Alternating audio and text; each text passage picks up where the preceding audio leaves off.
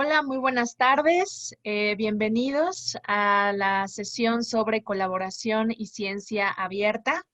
Soy Aleida Rueda, presidenta de la Red Mexicana de Periodistas de Ciencia, y pues les recuerdo que este es un ejercicio de colaboración y de trabajo en conjunto junto con Factual y varias asociaciones de América Latina de periodistas y comunicadores de ciencia.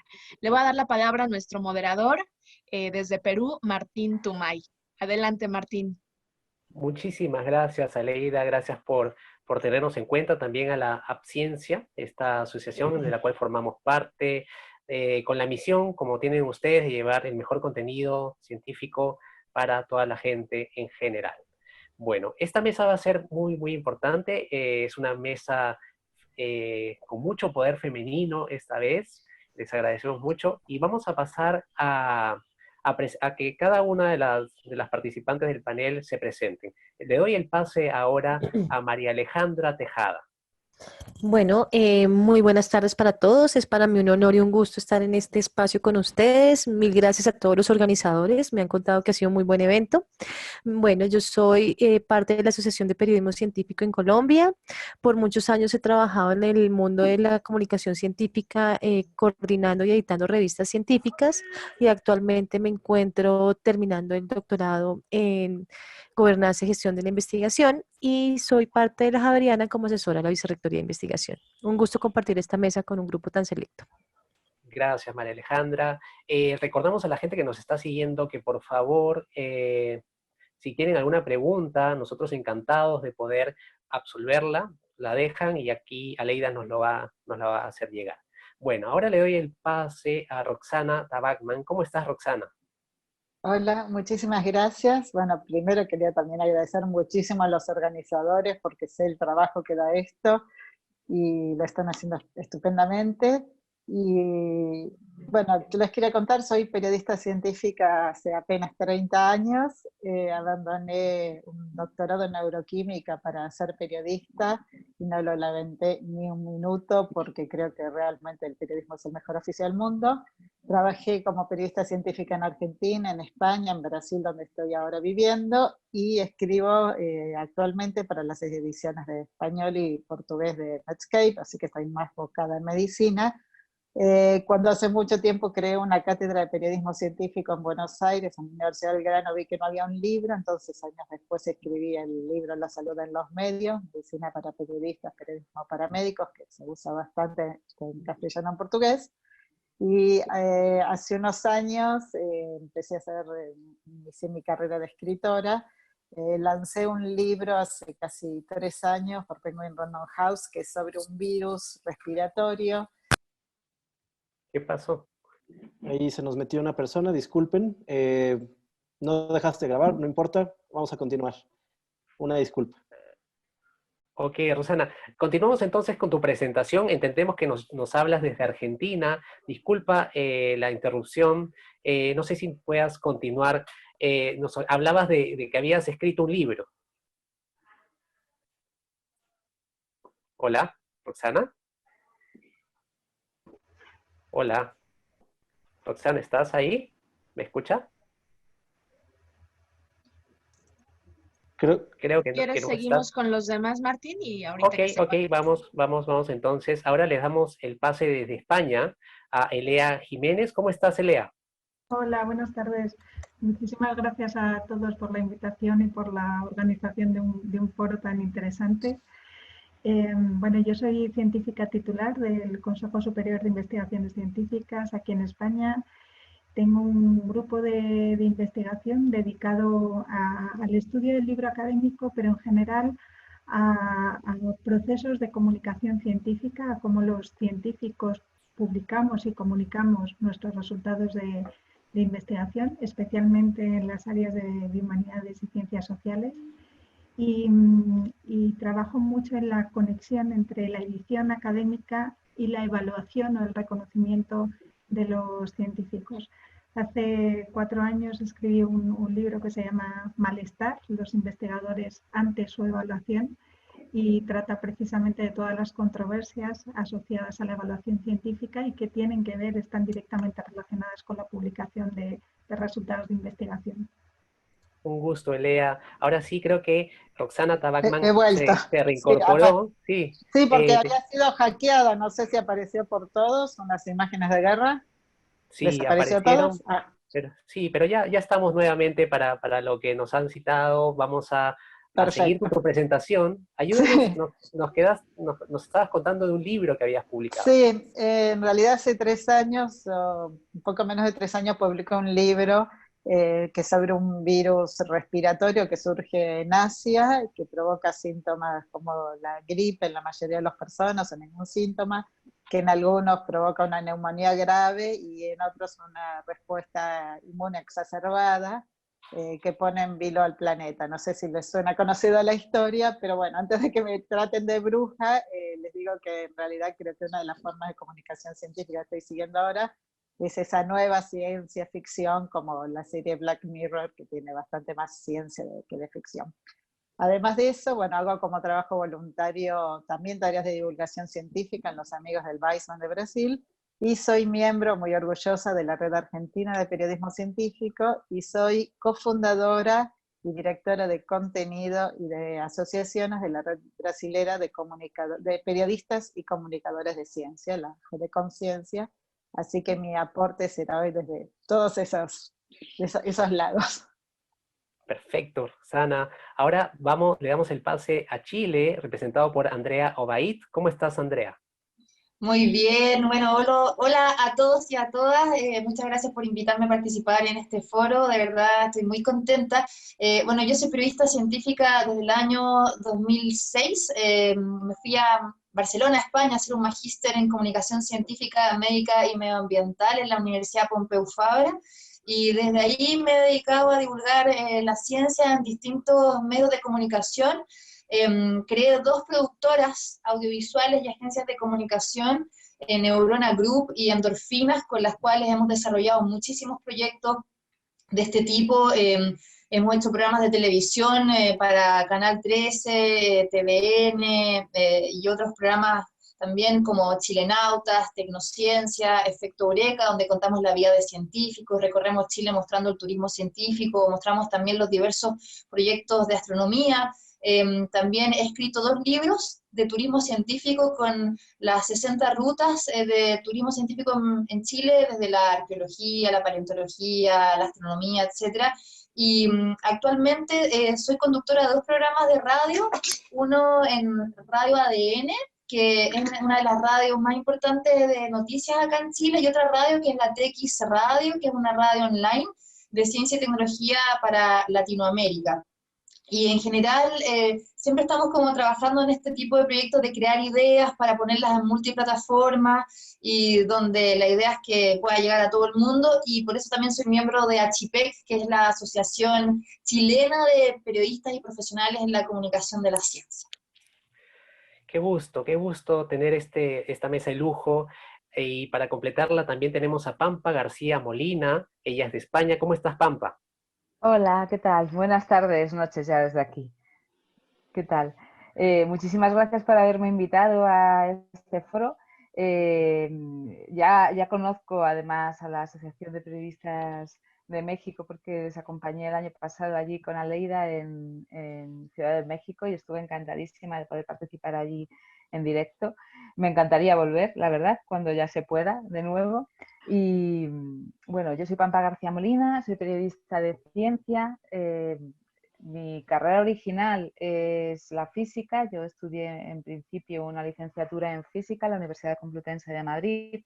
Después de ello hice un máster en periodismo científico en la Universidad Carlos III de Madrid, y así me inicié en esta profesión. Antes también había trabajado en el mundo editorial, en la editorial SM, haciendo edición de libros de ciencia y de tecnología. Y después de un recorrido por diversos medios, como por ejemplo la revista Muy Interesante en España, colaboraciones con diferentes medios de comunicación como El Mundo, la revista Cuo también, pues terminé donde ahora mismo me encuentro, que es en la agencia SYNC, donde soy la redactora jefa. La agencia SYNC, por si alguno no lo conoce, pues es la agencia pública de periodismo científico en España, la más especializada en periodismo de ciencia, y es un proyecto dentro de la Fundación Española para la Ciencia y la Tecnología, que nació en el año 2008 como respuesta a una demanda de información científica rigurosa y atractiva por parte de la sociedad. Nosotros tenemos una peculiaridad importante, que es que todos nuestros redactores y redactoras están especializados en ciencia, colaboradores también tenemos alrededor del mundo, y además nuestros contenidos siempre se publican con una licencia Creative Commons, de forma que se pueden compartir y difundir, transformar, siempre que se nos cite correctamente como fuente. Somos muy especializados en periodismo de ciencia y entonces estamos muy habituados a tratar temas como la ciencia abierta, el open access, y ahora, bueno, pues todo este debate que hay con los preprints y cómo esto impacta en el periodismo de ciencia, pues a nosotros no nos viene de nuevas. La verdad es que estamos ya habituados a tratar este tipo de información y está siendo ahora muy interesante para nosotros vivir una crisis sanitaria mundial como la que estamos viviendo y cubrirla muy intensamente. Y bueno, pues estaré encantada de escuchar todas las opiniones y aportaciones del resto de los miembros de la mesa. Perfecto, Pampa, muchísimas gracias. Mi nombre ahora es Martín Tumay y yo me encargo de la edición de Ciencia y Tecnología en El Comercio. El Comercio es el diario más importante del Perú y también soy parte de la Asociación Peruana de Periodistas y Comunicadores de la Ciencia, AppCiencia. Bueno, esta mesa, como ya han visto, es la mesa número 13, si no me equivoco, y lo que vamos a tocar ahora es el tema de la ciencia abierta y cómo ha influido en estos tiempos de pandemia. La primera pregunta entonces es dirigida a Pampa García. Cuéntanos, Pampa, ¿de qué manera crees tú que la ciencia abierta está influyendo y ayudando a que la ciencia sea más cooperativa entre todos sus actores, ¿no? Bueno, esto no es un tema solamente como decía antes, que esté sucediendo durante la pandemia de COVID-19, sino que ya llevamos muchos años informando sobre iniciativas de ciencia abierta y cómo se expande el movimiento Open Science por todo el mundo y a través de Internet. Ahora, lo que sí que estamos viendo en el mundo del... O sea, a mí yo creo que no me toca tanto analizar cómo influye en la producción científica, porque yo no me dedico a ese análisis, a hacer ese análisis, sino cómo afecta a la manera en la que los periodistas nos relacionamos con la información científica. Y eso sí que está cambiando mucho y de una manera muy rápida. Como os decía antes, muchos periodistas que llevamos años de especialización en ciencia, pues ya estamos habituados a reconocer, bueno, tenemos las claves del sistema de producción científica muy, muy claras en la cabeza, ¿no? Y sabemos lo que es un preprint y sabemos lo que es un peer review. Sabemos también contactar con fuentes independientes de cada investigación para contrastar y saber qué importancia tienen las investigaciones sobre las que estamos leyendo. Conocemos los tiempos también de producción de la ciencia, con lo cual todo eso no nos viene de nuevas, pero sí estamos viendo que en la crisis del coronavirus, pues todos los medios de comunicación están buscando estudios científicos sobre los que informar, pues nuevas verdades que poder contar al público y que además está produciendo muchísima información científica a través de preprints, de esos repositorios abiertos donde la comunidad investigadora comparte sus hallazgos antes de haber pasado por esa revisión por pares. A mí esto no me parece un problema en sí mismo para el mundo de la ciencia. Quiero decir que estos repositorios abiertos están hechos precisamente para que las investigadoras y los investigadores científicos puedan revisar entre ellos cuáles son bueno, pues los últimos estudios que se están haciendo. De hecho, también sirve para no duplicar esfuerzos muchas veces, ¿no? en investigación. Es decir, si ya hay otro grupo que se está dedicando a eso, no me meto yo a estudiarlo. Sí que es un problema a la hora de que los periodistas accedan a esas informaciones sin tener las precauciones necesarias, sin sin conocer realmente que eso que afirma ese estudio no se puede publicar todavía, pues porque no está revisado por pares. En ese sentido, yo creo que bueno, pues vivimos un momento interesante, ¿no? Porque va a exigir que periodistas que no están especializados en ciencia se acerquen al mundo de las publicaciones científicas y conozcan el sistema de producción científica, que normalmente es algo muy lejano al grueso de la sociedad. Yo siempre digo que los que nos dedicamos tanto a la información sobre ciencia como vosotros y vosotras a la ciencia, ¿no? Las científicas que están en el panel, pues tenemos muy claro que es una revisión por pares, pero la gente que va por la calle no ha oído hablar de eso en su vida y nos creemos que sí que lo ha oído. Si tú preguntas a cualquier persona que va por la calle, dime una revista científica, te va a decir muy interesante. Eso es lo que consideran que es una revista científica. No conocen el proceso de realización de la ciencia, no saben cómo se hablan entre ellos los investigadores y las investigadoras, no saben cómo valida un estudio, y en ese sentido yo creo que a pesar de los riesgos que tenemos los periodistas al enfrentarnos al sistema de publicaciones en preprint, en esos repositorios, bueno, pues eso es una parte arriesgada de la profesión, y luego hay otra parte muy buena a la que nos vamos a enfrentar, que es a contarle a la gente cómo se hace la ciencia. No solamente sus resultados, que siempre es interesante, sino una parte mucho más profunda y que yo creo que puede ser muy positiva a la hora de fomentar una cultura científica y una cultura crítica con la propia ciencia, que es, bueno, pues cómo se elabora la ciencia, ¿no? Que no es una verdad revelada, que no son resultados que que de repente nacen como un hongo de algún lugar y ya está y se dan por buenos, que la ciencia se contrasta constantemente, se rebate a sí misma, cosa que la pseudociencia no puede hacer, y que, es decir, no hay nunca ninguna pseudociencia que contradiga a una pseudociencia anterior. Sin embargo, la ciencia se revisa a sí misma, y por eso muchas veces los científicos dicen hoy A y mañana dicen B, cosa que también se está viendo mucho ahora en la crisis del coronavirus. En definitiva, no me enrollo más. Yo pienso que sí que es un momento apasionante para los que hacemos información de ciencia, pues para explicar cómo es todo ese proceso científico, ¿no? Y que la ciencia no es una verdad revelada. Es cierto que se ha sacralizado muchas veces la ciencia como algo que da unas certezas absolutas, cuando no es así para nada, es al revés. La ciencia no da nunca certezas absolutas, y es el momento de saber comunicar todo esto.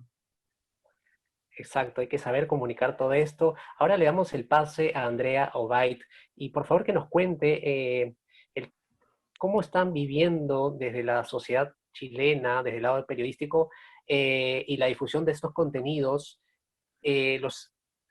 a través de esta pandemia. ¿Cuáles son las características, Andrea, que ves en la sociedad chilena? ¿Hay más interés? ¿Hay menos interés? ¿Cuáles son los contenidos que más llaman la atención? Por favor, adelante.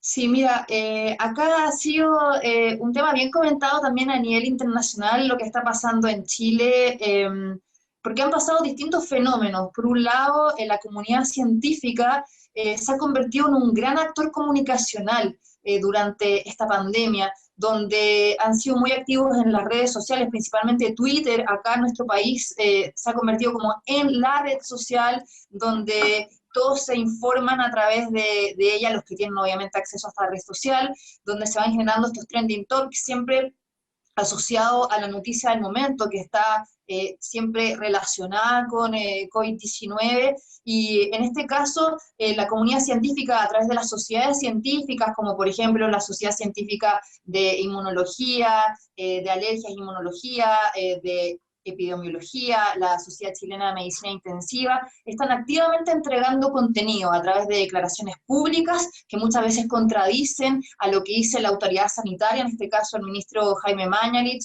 o que dan información antes que la autoridad, como son los casos reportados de fallecidos o lo que está pasando en las unidades de pacientes críticos en los distintos hospitales. Entonces, para nosotros como periodistas científicos ha sido sumamente importante es actuar muy participativo por parte de la comunidad científica. Como experiencia propia me tocó liderar a mediados de marzo una carta que enviamos, que yo la redacté, que fue firmada por presidentes de 20 sociedades científicas y que fue firmada por 3.000 científicos y científicas de distintas comunas y regiones de Chile para pedirle al presidente Sebastián Piñera que decretara cuarentena nacional, que se creara una mesa especializada de trabajo en el Ministerio de Ciencia y Tecnología, que acá ha tenido muy poca presencia, a pesar de que es un ministerio que lleva un año, y fue bien interesante cómo esa participación y presión que generó la comunidad científica a través de las redes sociales y de los medios de comunicación tuvo resultado, donde finalmente se creó una mesa de datos en el Ministerio de Ciencia, Tecnología, Conocimiento e Innovación. Entonces, eso por una parte.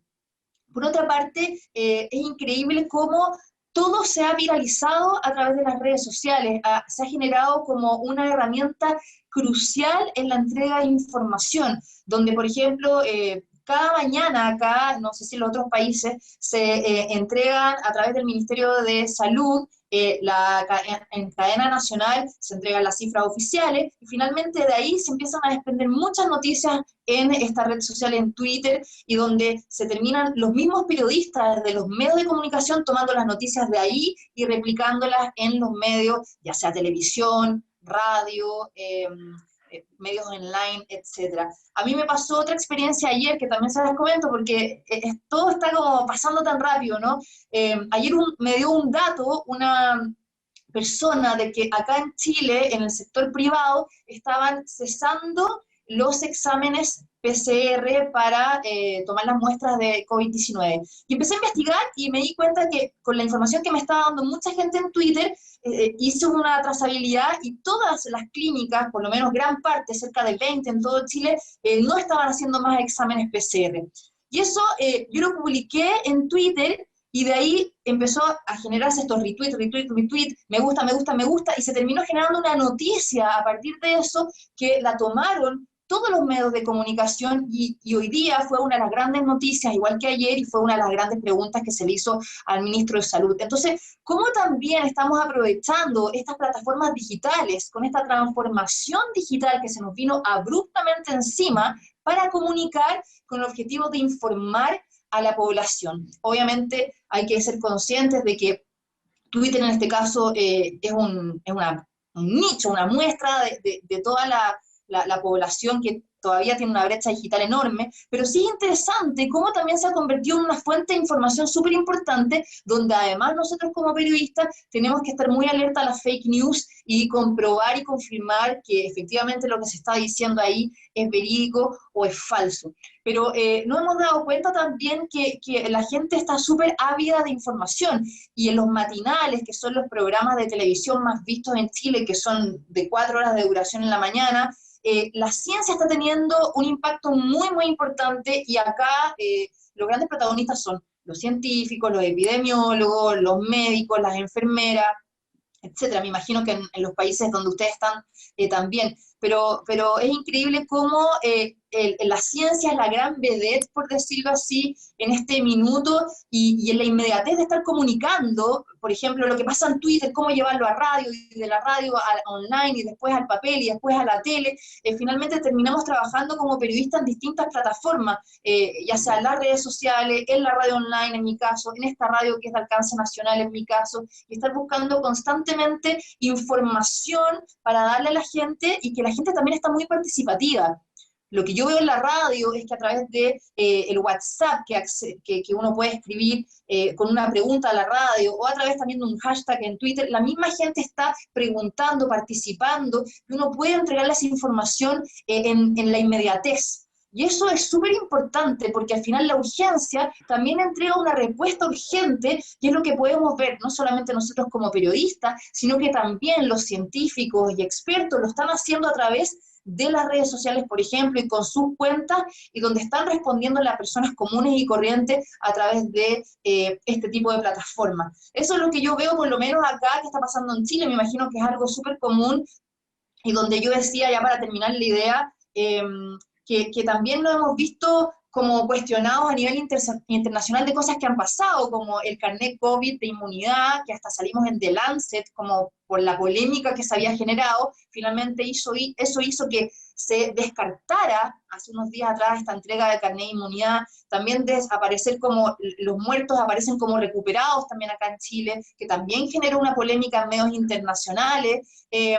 Bueno, y también muchas cosas que hemos sido como vistos a través de medios no solamente chilenos, sino que en otros medios, cosas que están pasando acá y que a nosotros nos impactan y que también vemos un interés muy grande del público. Eso. Ok, perfecto, gracias. Andrea, desde Chile. Ahora le damos el paso a Elea Jiménez, ella es del Consejo Superior de Investigaciones Científicas y nos habla desde España. Una pregunta puntual, Elea, estamos viviendo, debido a esta pandemia, un momento de ciencia abierta como nunca antes la habíamos visto. ¿Consideras que es eso y que eso propicia quizás una integración, una colaboración mucho más rica entre los investigadores, quizás? Sí, indudablemente yo creo que esto ha sido un gran resorte, un gran impulso para la ciencia abierta, que, como decía Pampa anteriormente, ya viene de años atrás, se está manejando mucha información pública y en abierto, pero lo que estamos viviendo en estos días es un proceso muy interesante, y es que la urgencia por tener información de primera mano inmediata está haciendo que todo circule de manera mucho más rápida, e incluso que aquellos que tienen contenidos y comercializan contenidos científicos, y me estoy refiriendo a grandes grupos editoriales, hayan decidido dar un paso adelante abriendo sus contenidos. Elsevier, que es una de las mayores compañías comercializadoras de contenidos científicos, puso en marcha muy pronto un gran centro de información científica en abierto, liberando miles de artículos científicos que estaban relacionados con la COVID-19, y ha montado un centro de recursos no solamente para científicos, sino también para pacientes, para enfermeros, etc. De repente la ciencia abierta es una necesidad, y es una necesidad incluso que está siendo utilizada o capitalizada por estos grupos comerciales. ¿Cuál es el problema que hay aquí, independientemente de a quién pertenecen los contenidos, de cómo se están transmitiendo, cómo se están haciendo llegar, etcétera, o en manos de quién están? Uno de los grandes problemas que vemos en estos días es precisamente el tema de los preprints. Vemos cómo se han multiplicado, cómo los repositorios están viendo desbordadas sus capacidades, y hace unas semanas, si llega, pues se conocía el caso a través de Nature de un famoso repositorio que ha empezado a rechazar hospedar determinados artículos científicos que están basados solamente en predicciones, basados en cálculos computacionales, etc. ¿Por qué? Porque es verdad que necesitamos información urgente y necesitamos mucha información, pero también necesitamos información validada, información que pueda ser contrastada. Este es un principio básico de la ciencia. Sin validación no podemos fiarnos de la información, y por tanto su uso tiene que ser muy cauteloso, y eso no siempre se da. ¿Y qué efectos hemos visto en las estructuras editoriales? Bueno, la mayor parte de las revistas científicas que siguen modelos tradicionales de publicación, no, y me estoy refiriendo en este caso concreto al entorno iberoamericano, no han reaccionado con la rapidez, con la inmediatez, con la flexibilidad que exige esta comunicación inmediata y validada, que son dos requisitos difícilmente conciliables: información inmediata e información validada por expertos. Pero hay otras estructuras editoriales, y el otro día se conoció el caso de la University College of London, que es una editorial universitaria que ha apostado muchísimo, muy fuerte por la publicación en abierto, y lanzó una iniciativa que es realmente innovadora y que da respuesta a este momento puntual y crítico.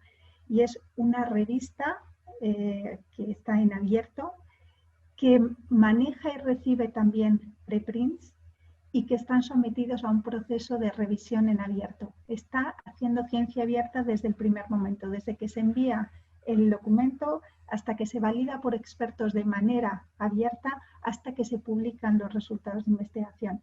Y eso lo han hecho y lo han lanzado en este momento, en un momento en el que la gente necesita precisamente esas dos variables muy aseguradas: información científica de calidad, validada por expertos y de manera inmediata, porque nos jugamos mucho en eso, ¿no? Es imprescindible en este momento para la investigación. Y luego hay una cuestión muy importante que creo, decía que hay estructuras editoriales que no han respondido de forma inmediata o de la forma en que necesitan los investigadores en este momento para ofrecer información científica de último momento. Y yo creo que precisamente ahora el periodismo científico está tomando una fuerza, y todas mis compañeras lo estarán corroborando, está tomando una fuerza extraordinaria, ¿no? De repente la ciencia empieza a ser una preocupación central de la población. Se necesita información científica que además sea accesible para el gran público, y precisamente porque los mecanismos de publicación de resultados de investigación suelen ser lentos y tienen sus tiempos, como apuntaba Pampa también antes, ahora no se puede esperar, y son los medios generalistas y medios especializados en periodismo científico quienes están dando, procesando, filtrando, destilando de alguna manera la información científica de último momento que sale directamente de los laboratorios. Cuando el grupo de la profesora Solá o del profesor Juanes dan algún resultado que tiene que ver con la vacuna del COVID-19, ese resultado prácticamente salta directamente a los medios, porque es información que es requerida, es información de actualidad, una vez que está validada, ¿no? Entonces yo creo que esto también es interesante y es un fenómeno que se está observando en estos días, que la coyuntura nos permite observar en estos días. Ok, muchísimas gracias. Justamente me están preguntando por el chat, ¿cuál es el nombre de la publicación que justamente mencionabas, de la revista que mencionabas, Lea? ¿Tienes el dato? Sí, lo anotaré ahora en el chat. Es una revista sobre medio ambiente. Ahora mismo anoto en el chat para que todos tengan la referencia. Perfecto, muchísimas gracias. Ahora le damos el pase desde Argentina a Roxana Tabacman. Roxana, hay una pregunta que nos envían directamente para ti, y es: ¿cómo entrelaza un periodista de ciencia la información sobre los avances científicos con la realidad política del país o la región desde la que reporta, teniendo en cuenta que muchas veces son realidades contradictorias o el discurso político desautoriza a la ciencia? Roxana, por favor. Bueno, empiezo con una corrección. Yo soy argentina, pero estoy en Brasil, perdóname. vivo en Brasil. No hay problema. El tema de la información científica, periodística y el poder político es interesantísimo, pero en los países, por lo menos en Brasil, es algo que es muy anterior al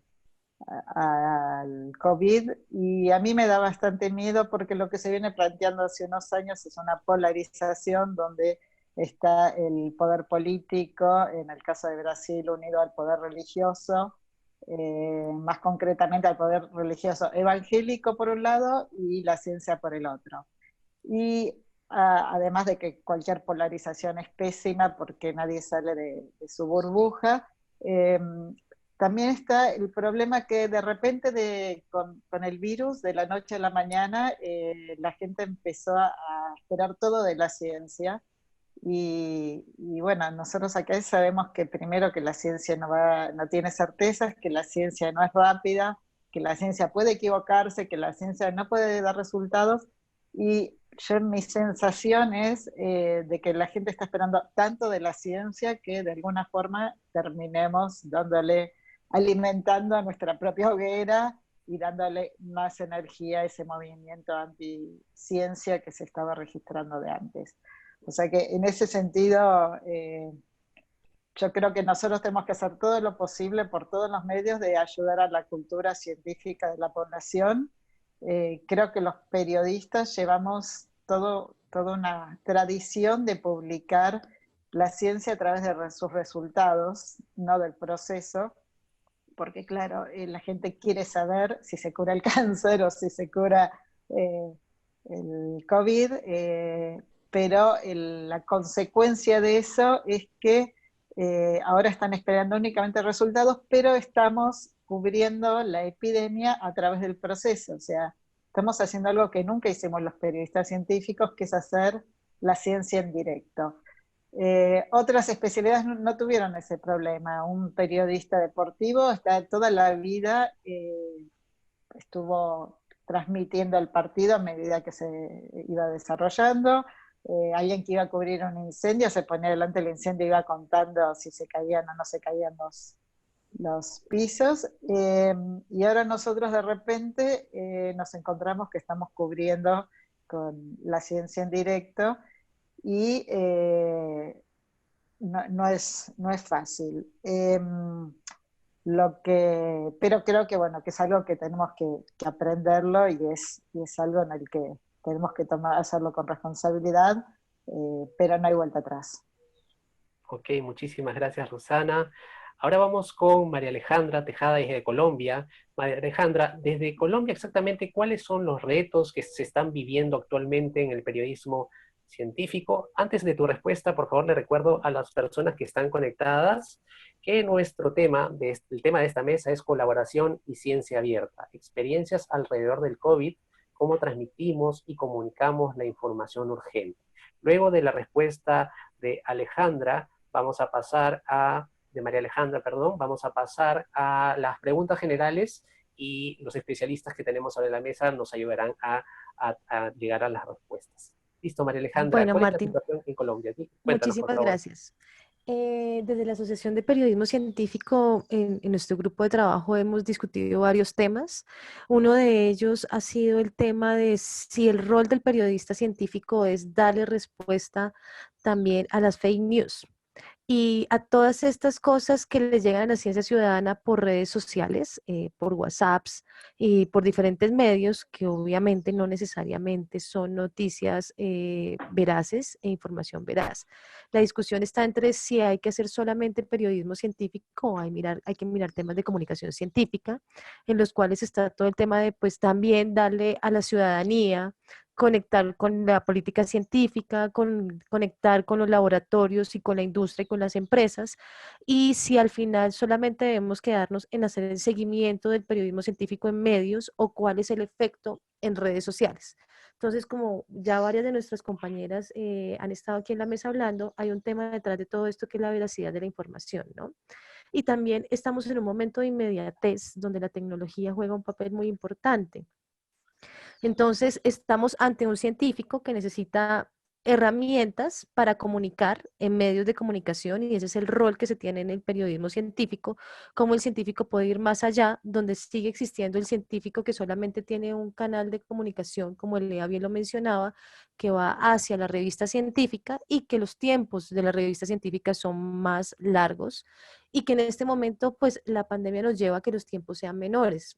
Obviamente Lea ya mostró ejemplos, en el mundo se están dando ejemplos de ciencia abierta que están intentando responder. Ya se han hablado de los repositorios de preprints como los de ARKiv o los de Medkit, que son, digamos, los más famosos en preprints. Pero seguimos teniendo un tema de inmediatez y seguimos teniendo un tema de veracidad, donde ahora juega un papel muy importante todo el tema de la tecnología, donde estamos jugando con inteligencia artificial, con algoritmos, con privacidad de la información. Entonces, ha habido varias respuestas desde Colombia. La asociación se ha centrado mucho en mirar el tema de responder a la ciencia ciudadana, y también mirar cómo es nuestro trabajo en términos de política científica. Creo que estamos teniendo temas aquí de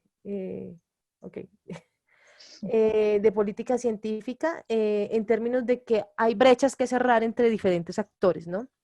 Y de una u otra forma, los políticos buscan tener evidencia, pero la inmediatez de la evidencia no se puede dar tan rápido en el mundo científico. Y ahí es donde aún tenemos que trabajar mucho en cómo este ciclo de la producción de la investigación y este círculo de producción de conocimiento y de divulgación se está cortando, pero pues obviamente los tiempos de peer reviews y los tiempos de veracidad cambian. Y es una buena oportunidad para pensar cómo todas estas respuestas internacionales de ciencia abierta, con hackatones, con dubatones, con proyectos de, por ejemplo, el Ministerio de Ciencia en Colombia se hizo un hackatón y un dubatón para que todas las universidades respondieran con proyectos, los laboratorios se organizaran, ha llevado este tema de la inteligencia colectiva, ¿no? A la cooperación entre científicos, entre periodistas, entre los medios y el político en búsqueda de evidencia para poder resolver los temas. Ok, muchísimas gracias, María Alejandra. A ver, queríamos ahora una pregunta abierta. Les pedimos a las personas que están en la mesa que procedan con la respuesta.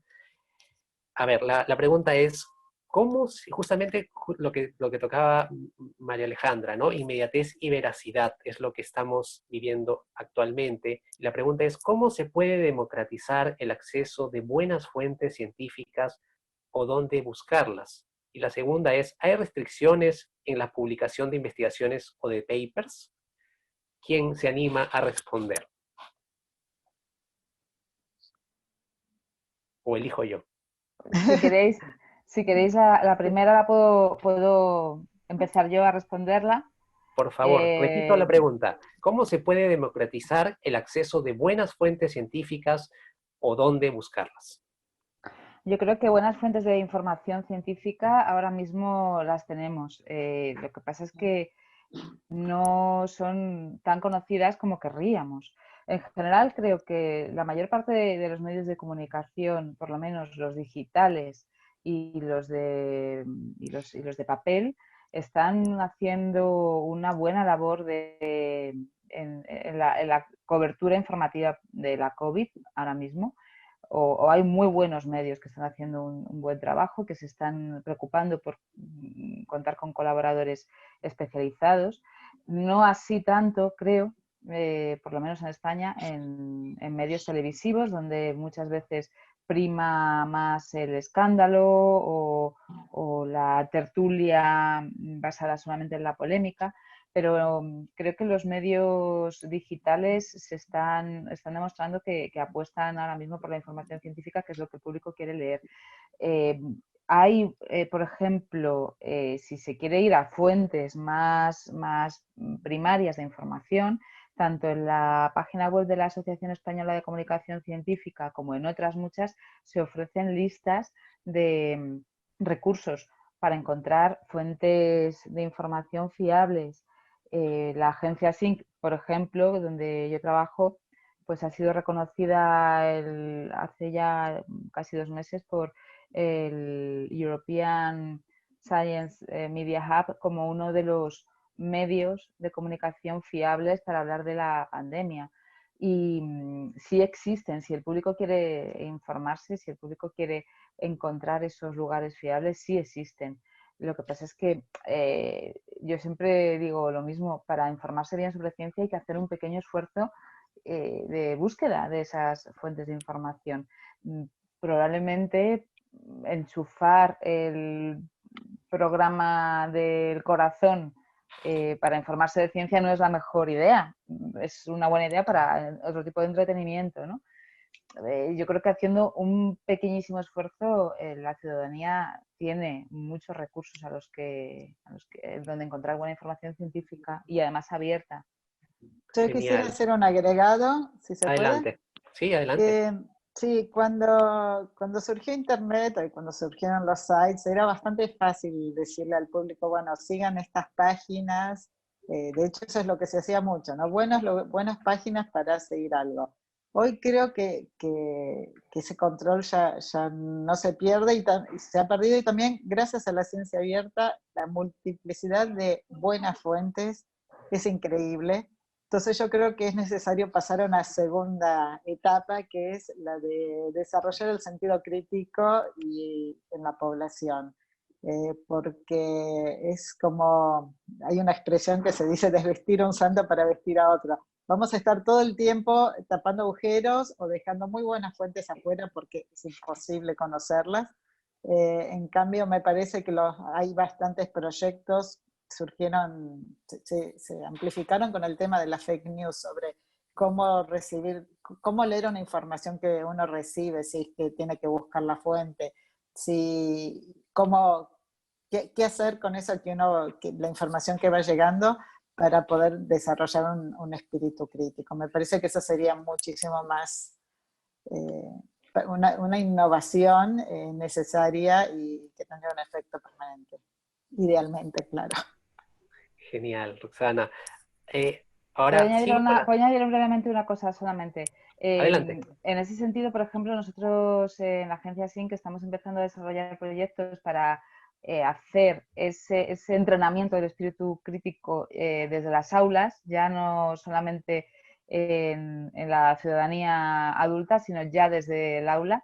Tenemos en mente un proyecto de este tipo para empezar desde pequeños a leer las noticias con ojos críticos, y lo que yo creo que no estamos contemplando aquí es que toda la circulación de falsas informaciones, de desinformación, de bulos, circula a través de canales que son completamente opacos para nosotros, que normalmente son WhatsApp y este tipo de aplicaciones.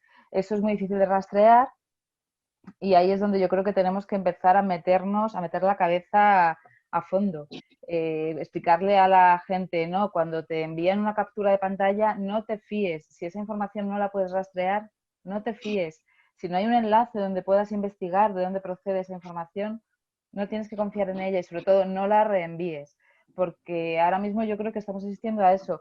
Informaciones disfrazadas con aspecto noticioso que no tienen nada que ver con una noticia, que son, en el mejor de los casos, simplemente tonterías y en el peor de los casos son desinformación intencionada y que circulan como la pólvora. Y muchas veces los periodistas nos estamos dedicando no a dar informaciones, no a dar noticias, sino a desmentir constantemente tonterías que circulan por estos canales. Bueno, nosotros en Brasil sufrimos eso porque en realidad la campaña del presidente actual fue hecha absolutamente a través de WhatsApp y no por los medios tradicionales. Entonces, una de las cosas que yo valoro muchísimo que hicimos en la Red Brasileña de Periodistas y Comunicadores de Ciencia y que fue presentado en un taller aquí en el foro virtual la semana pasada, es transmitir información científica seria por WhatsApp. Es un proyecto que tiene un mes que está funcionando muy, muy bien, pero volviendo al tema de la ciencia abierta, los organizadores tenían que decidir, por ejemplo, qué tipo de información iban a divulgar por WhatsApp. Claro. Y ellos decidieron que no iban a dejar entrar preprints porque consideraban que no era posible divulgar en esta fase artículos de preprint. Bueno, es un poco para contar que realmente tenemos ahí, está el enemigo circulando por WhatsApp, pero también tenemos una posibilidad de llegar con buena información. ¿Puedo agregar algo, Martín? Sí, adelante, por favor. Bueno, yo soy Andrea de Chile, me vuelvo a presentar, que habían pedido ahí que nos presentáramos por países. Yo creo que hay varias cosas, por ejemplo, en Chile, Achipec hizo una nómina de distintos especialistas que recolectó de los distintos institutos y centros de investigación para entregarle esas fuentes fiables a los distintos medios de comunicación. Yo creo que el rol como comunicadores y divulgadores de ciencia y de las asociaciones es súper clave ahora para facilitar esta información a periodistas que no son especializados y que finalmente ellos también tienen un acceso directo al público, ¿no? Y a informar a través de matinales o de noticieros o de otras plataformas que no son especializadas. Por otra parte, volviendo a las redes sociales, creo que un fenómeno que está ocurriendo muchísimo es que a través de Instagram y también de Twitter, el ciudadano común y corriente se puede comunicar directamente con el experto, haciéndole una pregunta, sin necesariamente hacerlo por un mensaje directo, y se ve como el médico o el especialista le contesta en Twitter, y también muchos científicos están siendo accesibles a través de los Instagram Live, o los Facebook Live, o los YouTube Live, sumados a un montón de charlas y webinars que se han hecho últimamente, y donde vuelvo a recalcar la importancia de la transformación digital y de la tecnología ahora, donde la gente se puede conectar y acceder a ello. Y por otra parte, acá en nuestro país, también sin dejar de pensar en los niños y en las niñas y en los adolescentes, hay un programa que se llama Explora, del Ministerio de Ciencia y Tecnología, que funciona hace muchos años, que es un fondo para desarrollar proyectos de valorización y divulgación de la ciencia. Y esto consiste en que los establecimientos educacionales, junto a sus profesores, crean proyectos de valorización dentro de las escuelas para acercar la ciencia a los estudiantes. Y por otra parte, ya sea universidades, productoras, etcétera, pueden desarrollar proyectos de divulgación de la ciencia y tener estos fondos y acercar a la ciencia a las personas a través de distintas formas, como videojuegos, ya sea redes sociales, programas de televisión, por ejemplo, también cápsulas en YouTube. Hay muchos científicos que hacen, que son youtubers, principalmente en astronomía. Entonces yo creo que se hacen muchas cosas y hay que pensar en cómo ir innovando, y sobre todo que ahora va a cambiar para siempre la forma en cómo vamos a comunicar, que va a ser principalmente online, ¿no? Claro. Ahora una pregunta dirigida para María Alejandra y también para Elea. A ver, la pregunta es la siguiente. Hay demasiados preprints de los que aún no se tiene evaluación por pares, y muchos periodistas los publican. Varios sí mencionan que son preprints. La pregunta es, ¿eso sirve? ¿La ciencia y el periodismo gana legitimidad con esa información? No sé qué nos pueda decir Elea desde España. Bueno, es una cuestión crítica. El preprint implica que esa información científica que contiene el artículo no ha sido validada por expertos. Con lo cual, si se utiliza, porque a lo mejor puede estar dando una primicia, puede estar dando una noticia, puede estar dando una hipótesis, una pista para otras investigaciones, habría que ser extremadamente cautelosos y saber y reconocer y subrayar que esa información no está validada por expertos. ¿Cuál es la alternativa? La alternativa es que haya una revisión en abierto, que es lo que mencionaba anteriormente que estaba pasando en esa iniciativa, que por cierto, leyendo ahora el chat, escriben desde Fiocruz y también mencionando la iniciativa de Fiocruz y de Cielo en Brasil para, como repositorios de preprints y con revisión en abierto. Entonces yo creo que esa validación es importante, y si no se ha dado, ha de reconocerse en cualquier pieza informativa. Eso es importantísimo. Y luego, por otra parte, sí que hay un problema previo a todo lo que se estaba comentando ahora mismo, porque claro, por una parte es qué fuentes son confiables para que el periodista pueda comunicar ciencia de una manera sólida, sin errores. Por otra parte, está el tema de la formación de la cultura científica. Adelante, Elea. Ya. Pues decía que también está el asunto de la cultura científica, de cómo los ciudadanos perciben y aprenden a interpretar noticias científicas, pero hay un estadio anterior, y es cómo los propios científicos y luego también los periodistas podemos filtrar la cantidad de información que se genera cada día en cada una de nuestras disciplinas. En estos tiempos de pandemia, esa necesidad de selección es más acuciante que nunca. Y es muy difícil poder llegar a todo lo que se está publicando, y sobre todo en una enfermedad tan complicada como esta, que se ve que está asociada a múltiples factores que tienen que ver con densidad demográfica, que tienen que ver con factores medioambientales, que tienen que ver con inmunodeficiencias, con muchísimas variables, ¿no? Pues poder controlar toda la información que se genera sobre ese asunto es muy complicado. Tan complicado es que hace poco también ha salido a la luz un estudio basado en técnicas de inteligencia artificial que lo que está tratando de hacer es examinar corpus de literatura científica, en concreto corpus de preprints, y hacer un seguimiento de esos preprints para ver hasta qué punto son validados o no por la comunidad científica, o qué preprints validan o niegan lo que otro preprint anterior dice. Ese seguimiento permitiría que además claro, las técnicas de inteligencia artificial permiten ese tratamiento masivo de la información y esa obtención de conclusiones, entonces permitiría de alguna manera dar luz, aclarar, decir algo sobre la validación de los contenidos que hay dentro de los repositorios.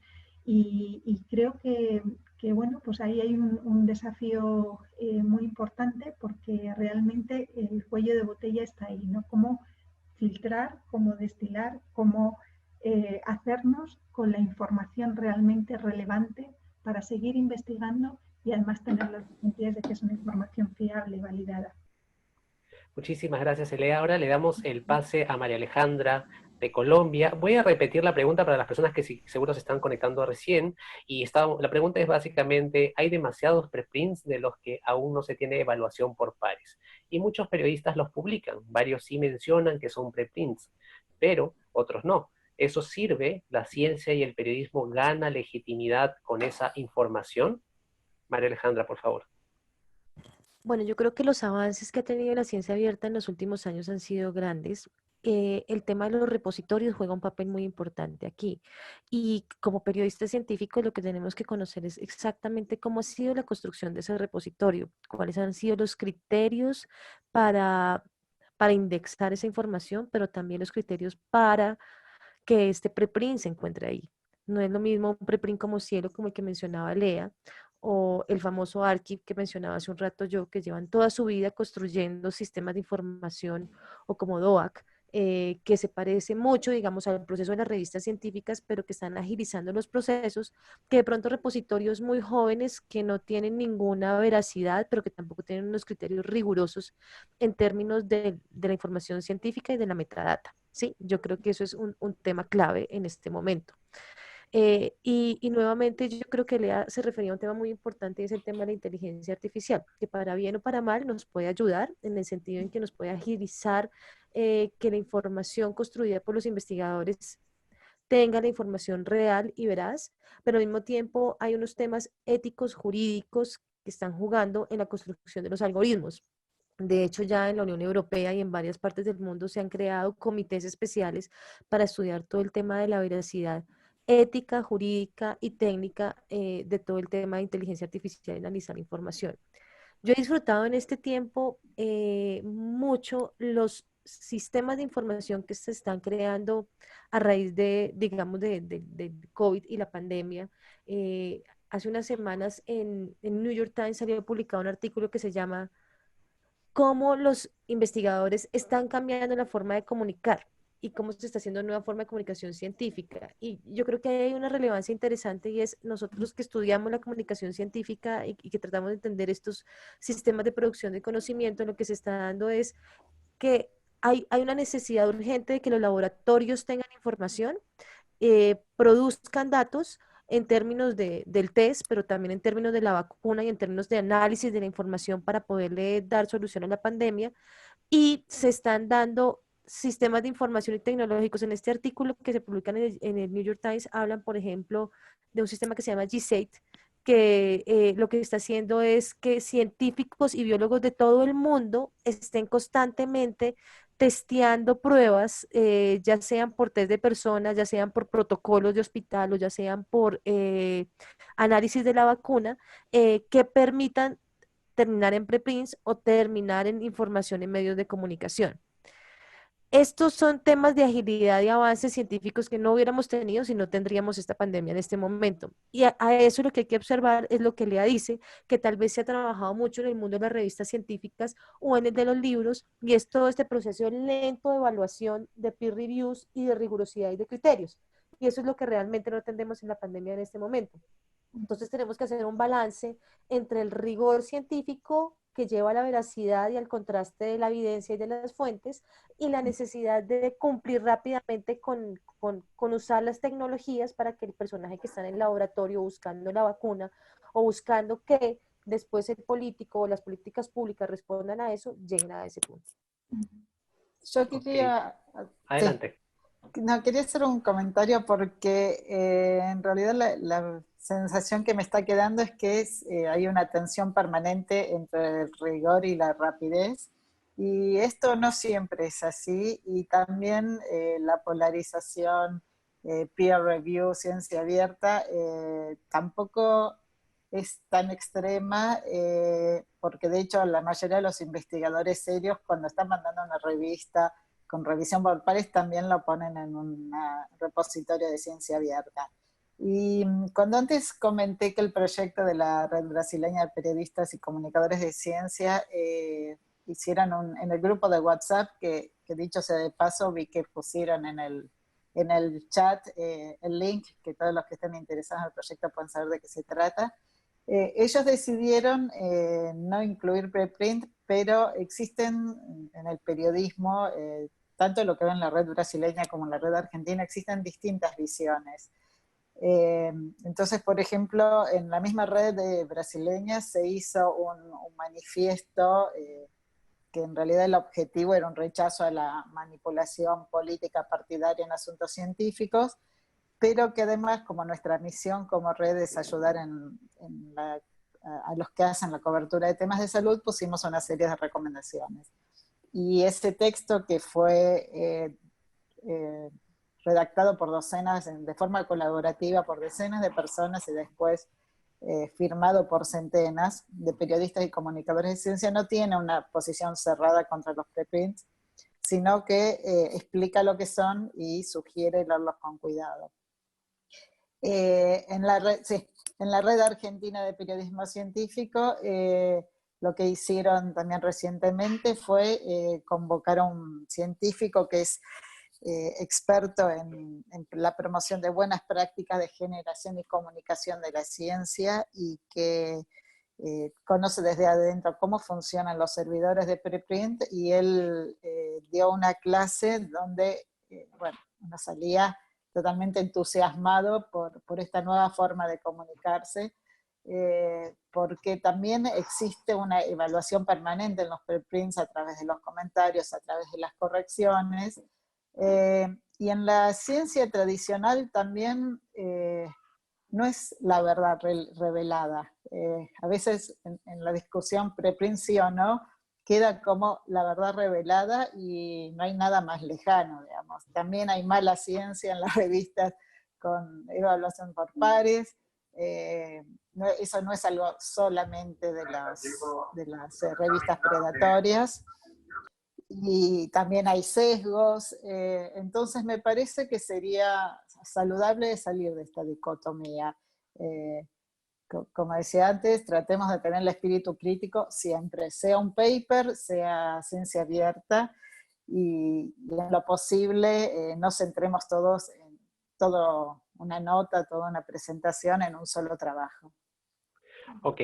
Tenemos una mesa internacional, estamos hablando de expertos en España, Chile, un experto de Argentina también, Colombia, y queríamos preguntarle directamente al ver esa multiculturalidad, ¿cómo puede competir la ciencia contra el pensamiento mágico que está tan arraigado en países latinos? En este caso es una pregunta de Mariana de México, no sé quién se anima a responder. ¿Sobre la pseudociencia, por decirlo así, o más bien como las creencias de...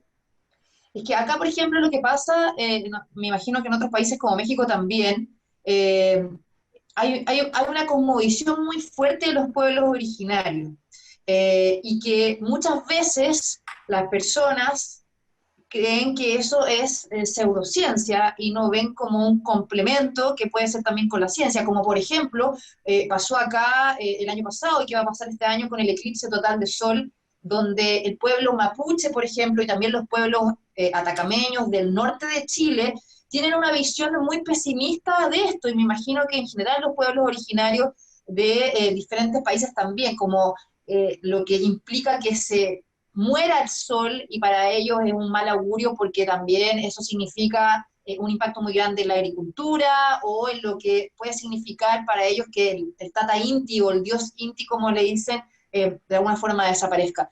Yo creo que si lo vemos desde la cosmovisión de los pueblos originarios, que para muchos puede ser como magia, yo creo que hay que ser súper respetuosos con lo que estas creencias ancestrales han mostrado a lo largo de la historia, y que sin duda se pueden complementar con la ciencia. Muchos científicos, y en este caso astrónomos también, toman en cuenta la visión para hacer arqueoastronomía, por ejemplo, cómo se puede complementar ambas visiones para educar y también mostrar la relevancia de la historia de los pueblos originarios con lo que está haciendo la ciencia. Eso por un lado. Por otra parte, lo que es la pseudociencia, que tiene que ver con, no sé, la creencia de fenómenos paranormales o de ovni, otras cosas, yo creo que muchas veces se le da en los medios de comunicación un espacio muy relevante a estos pseudocientíficos que finalmente lo único que hacen es generar una mala información y generar un pánico en las personas donde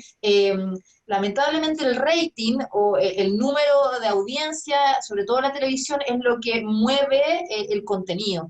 Yo creo que ahí tiene que haber de alguna forma, participación muy importante por parte de nosotros como comunicadores de ciencia, en cómo podemos aportar también en los contenidos de los editores y de los medios de comunicación, en criticar este tipo de espacios que se le dan muchas veces a estos, que acá por lo menos le llamamos como charlatanes, que muchas veces toman este espacio, y tener también esta contraparte para decirle a la gente que esto no es la verdad y que finalmente generan otros problemas o movimientos, como ya nos pasamos a otro tema como los terraplanistas o los antivacunas, entre otros. Pero esa es por lo menos mi visión de cómo podemos complementar una cosa que tiene que ver con la visión de los pueblos originarios, y por otra parte ya estas personas que difunden noticias que claramente no tienen que ver con la ciencia y que son un peligro para la sociedad.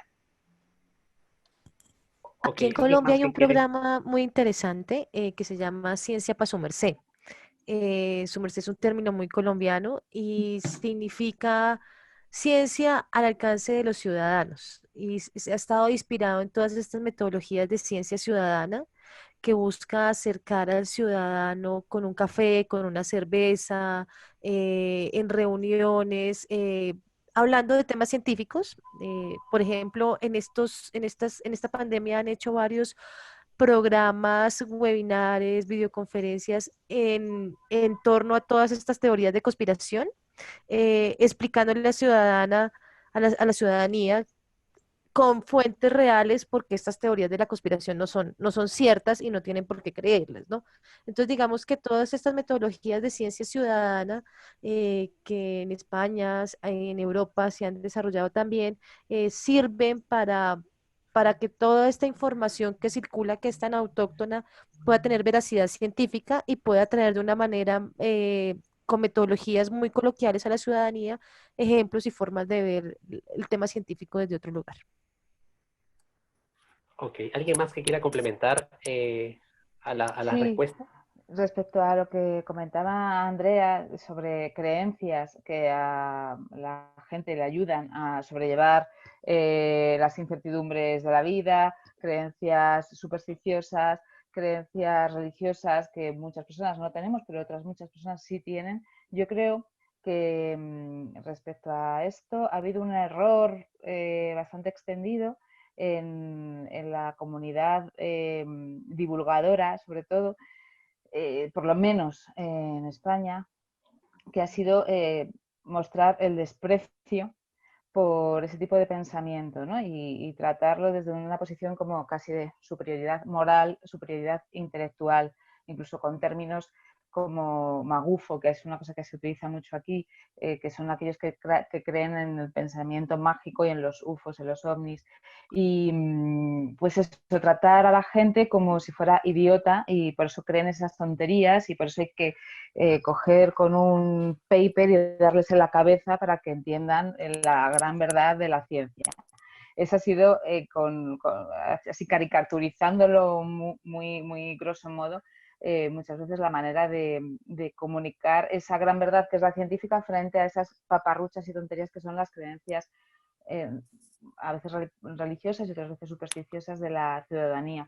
Yo creo que eso no tiene ningún efecto positivo, y que si hay un relato que ha funcionado en todo este tipo de discurso pues, que tiene que ver con creencias esotéricas y de muchos otros tipos, es porque cuentan una historia que a la gente no le resulta amenazante con sus propios conocimientos previos y sus propias creencias. Creo que en ese sentido, dentro del mundo del periodismo de ciencia y también dentro del mundo de la divulgación, estaría bien intentar buscar un relato que conecte realmente con la gente, en lugar de regañarles, ¿no? O sea, a mí nunca me han enseñado nada regañándome. A mí cuando me están diciendo que soy tonta no aprendo y me hace sentir muy mal.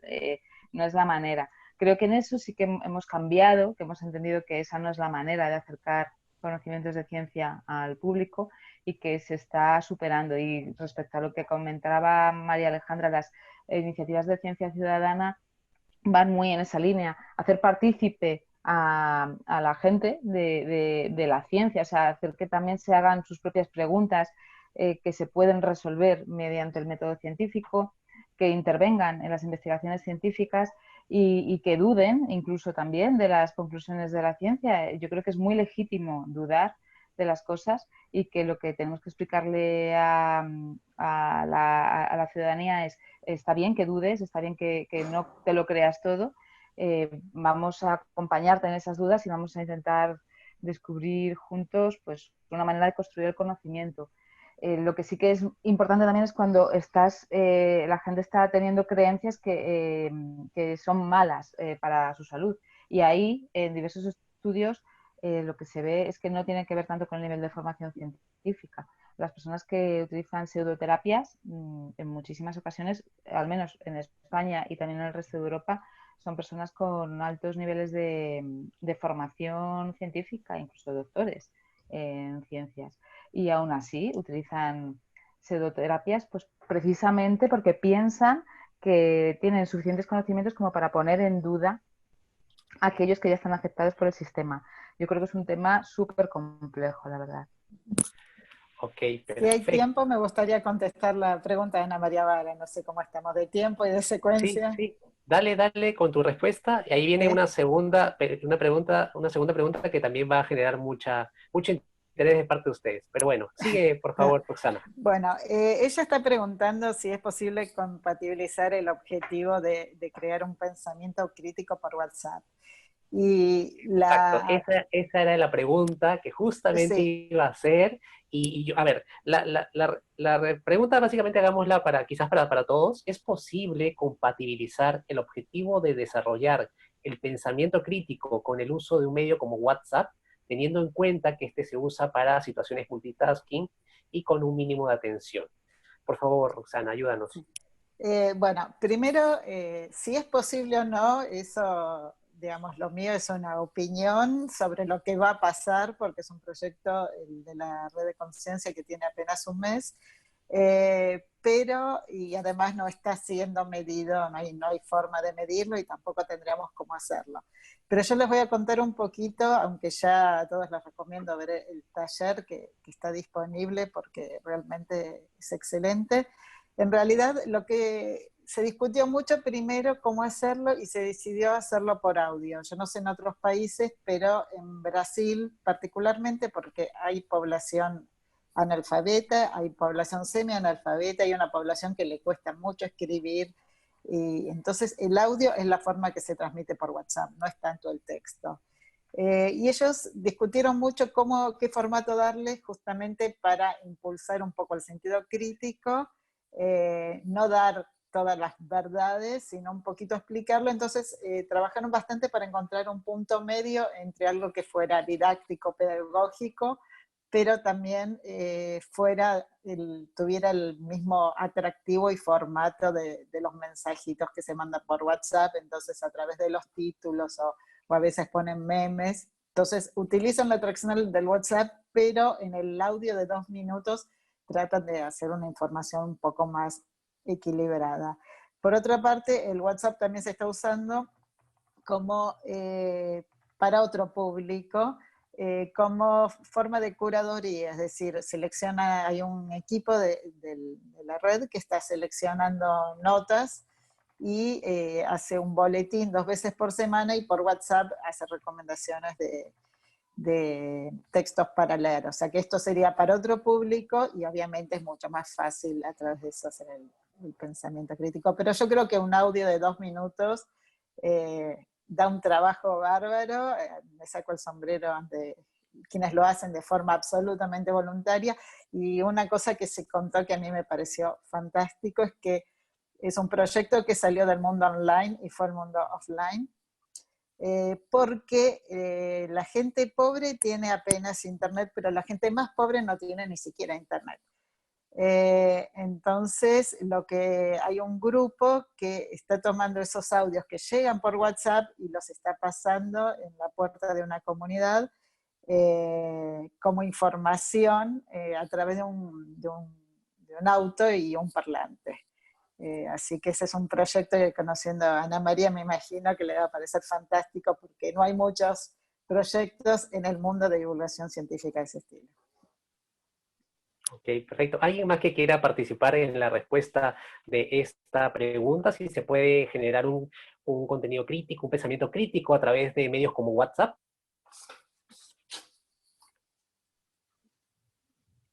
Yo no sé si animarme con la respuesta, no tengo una opinión muy formada sobre el tema, pero lo que sí que me parece importante es incidir de nuevo en la cultura científica, en la formación del público general, porque aunque el medio para transmitir información científica sea WhatsApp, se elaboren cápsulas, se elabore información muy sintética, etcétera, la información científica requiere cierta atención, como tantas otras cosas, requiere atención y requiere tiempo.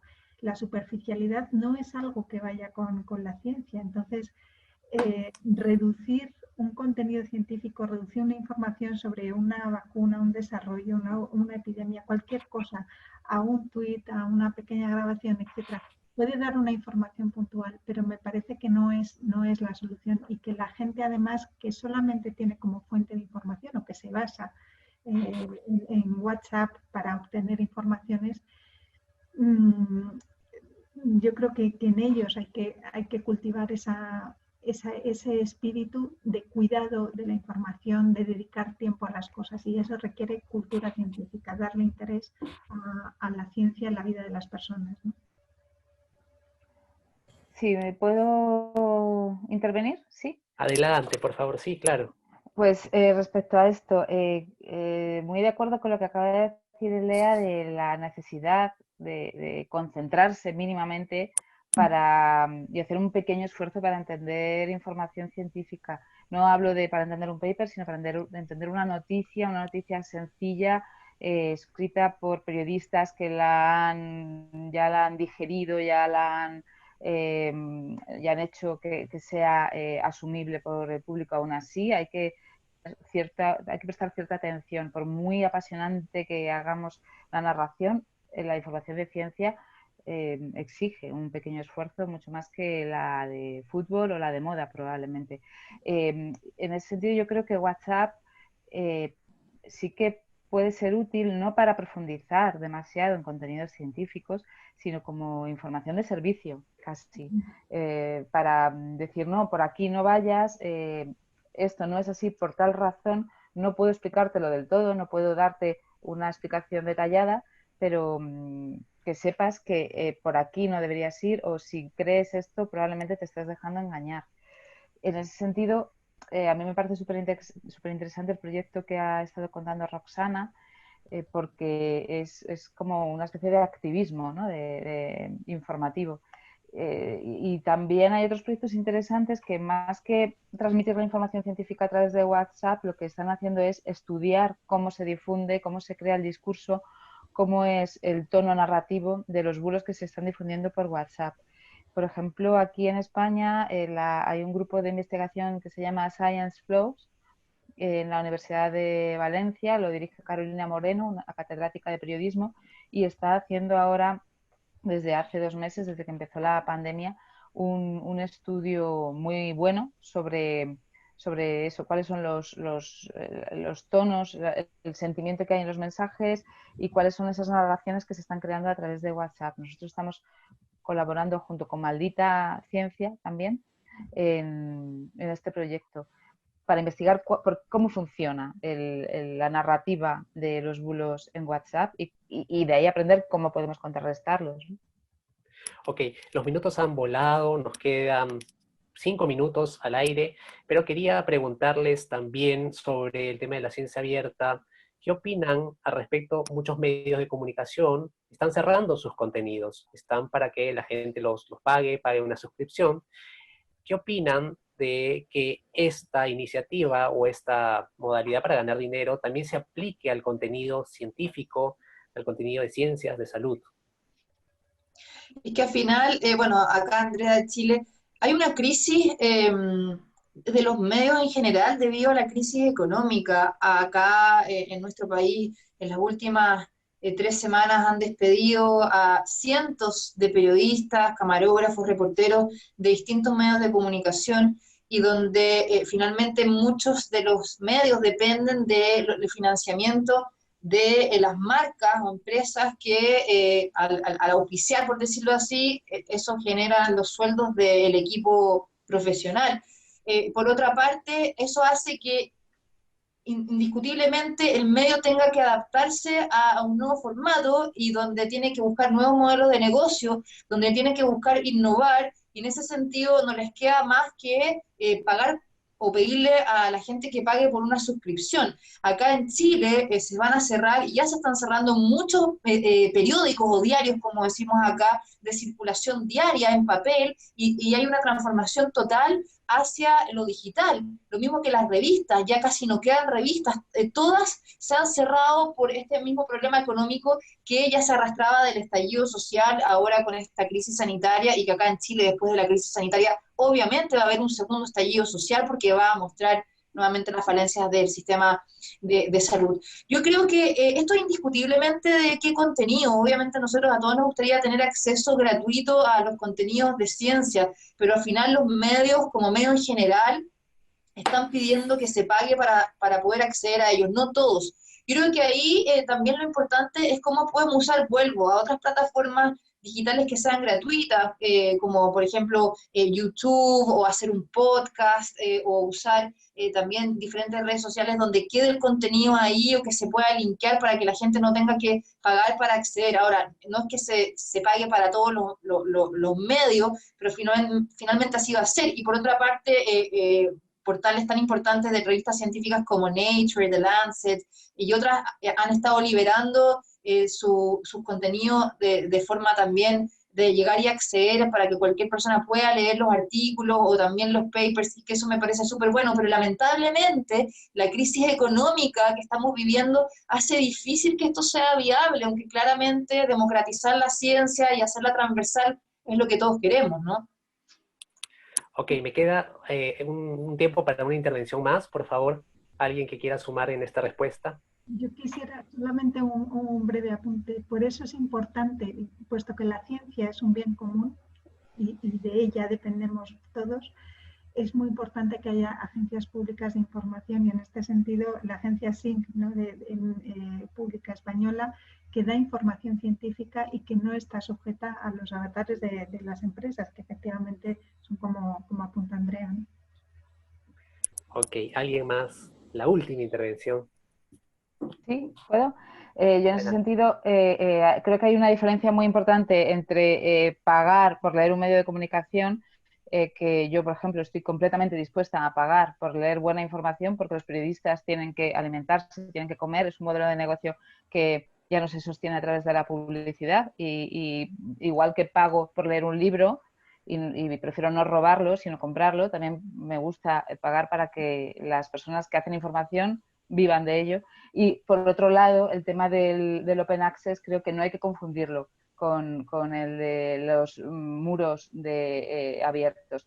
Cuando leemos ciencia en abierto, esa ciencia ya ha estado financiada, o sea, los científicos que la han producido ya han cobrado por ello. Y el problema precisamente de que esa ciencia se publique por editoriales que la cierran es que los propios científicos ni siquiera pueden leer los papers que ellos han creado. O sea, estamos hablando de una idiosincrasia distinta, o sea, son sistemas de publicación diferentes, ¿no? El acceso abierto a la ciencia no consiste en regalarla, o sea, esos científicos ya están cobrando y lo que se hace es publicarla de manera que la pueda leer todo el mundo. That bitch sucks so much dick. You know what I mean? Okay. She probably ain't sucking your dick, just be on one. You know what I'm saying? Ok, perfecto, listo. Muchísimas gracias, chicas. Muchísimas gracias a Pampa, Andrea, Elea, Roxana, María Alejandra. Gracias por estar ahí, por ayudarnos a entender un poco más el tema del periodismo científico, la ciencia directamente, cómo nos está cambiando. Un agradecimiento especial también para la Red Mexicana de Periodistas de Ciencia por organizar este foro.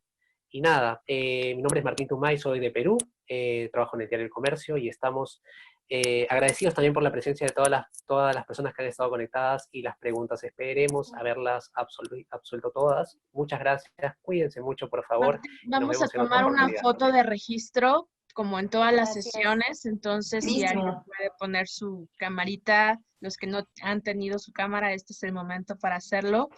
Mira, ya se están peinando, me encanta. Si quieres acercarme, entonces, ¿quieres la usar? vanidad. Listo, va la primera foto. A ver, saluden, sonrían. Ciencia. Ciencia, muy bien. A ver, va segunda foto. 1, 2, 3, sonrían, eso. María Fernanda, de La Voz de Guanacaste, muy bien, muchas gracias. Y la última, porque somos varios. Listo. Muy bien, muchísimas gracias. Gracias, chicos, gracias por la atención. Muchas gracias a todos. Muchas gracias. Chao.